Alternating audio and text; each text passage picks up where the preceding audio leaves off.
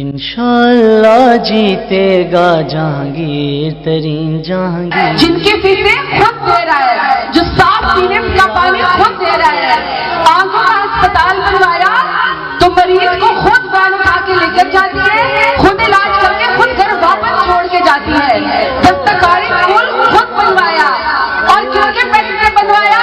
اپنی جائز جائیداد اپنے پیسے سے بنوایا، حکومت کے پیسے سے نہیں بنوایا۔ تو جو لیڈر اپنے پیسوں سے، میں کہتی ہوں کہ میرا خوش قسمت ہے کہ اس کو جہانگیر خان ترین کی شکل میں اتنا بڑا وسیلہ ملا، اتنا بڑا لیڈر ملا ہے جو خود آپ کا سوچتا ہے۔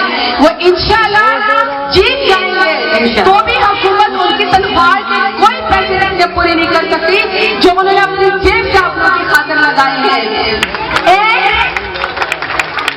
ایک نے کہا ہمیں پتہ ہے کہ اس سے بہتر اچھا بندہ ہمیں نہیں مل سکتا، تو میں نے کہا تو پھر آپ بولتے کیوں نہیں ہیں؟ انہوں نے کہا ہم کیا کریں، صدیق بلوچ کا ہمیں ڈر ہی بہت ہے، غنڈے اور ڈاکو اکٹھے ہوئے ہیں، لیکن آج آپ ماؤں بہنوں نے ثابت کیا ہے، جو آج آپ باہر نکلی ہیں کہ آپ نے خوف کو ختم کیا ہے۔